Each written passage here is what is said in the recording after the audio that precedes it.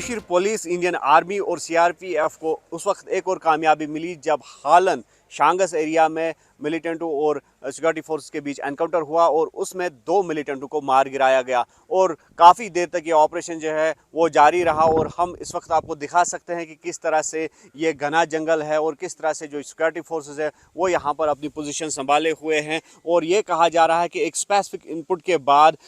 जो security force है उन्होंने यहाँ पर ऑपरेशन लॉन्च किया और जिसके बाद एक ब्रीफ एनकाउंटर हुआ और उस ब्रीफ एनकाउंटर के दौरान 2 मिलिटेंटों को मार गिराया गया।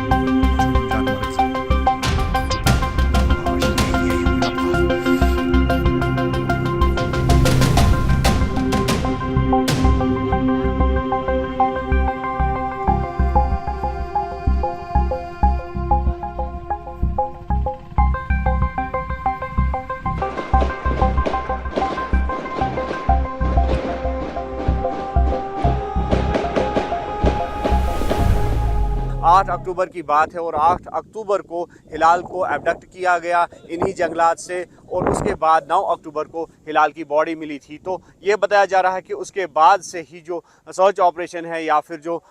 इन मिलिटेंटों का सुराग लगाने की बात है तो उसको जारी रखा गया और उसके बाद आज सिक्योरिटी फोर्स को बिलाखिर कामयाबी मिली और कहीं ना कहीं ये कहा जा रहा है कि हिलाल की किलिंग का बदला जो है वो लिया गया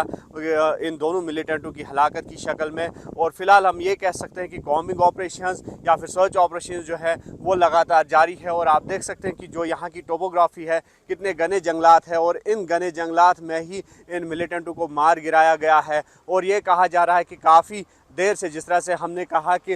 हिलाल की किलिंग के बाद लगातार यहाँ पर कोऑर्डिनेट सर्च ऑपरेशंस की खबरें मिल रही थी और इस एरिया को लगातार कॉर्डन में तब से रखा गया था और जो इंटेलिजेंस इनपुट है उसको भी मज़ीद जो है सख्त कर दिया गया था। इंटेलिजेंस जो ग्रिड है और उसके बाद इंटेलिजेंस इनपुट के बेसिस पर ही इस ऑपरेशन को लॉन्च किया गया और एक ब्रीफ एनकाउंटर के दौरान दोनों मिलिटेंटों को मार गिराया गया। और फिलहाल हम ये कह सकते हैं कि जो ऑपरेशन है वो अब भी जारी है और ये कोशिश की जा रही है कि अगर इस एरिया में कुछ और मिलिटेंट छुपे हुए हैं तो उनका भी सुराग जल्द से जल्द लगाया जाए और उनको भी न्यूट्रलाइज करने की कोशिश जो है वो जारी है।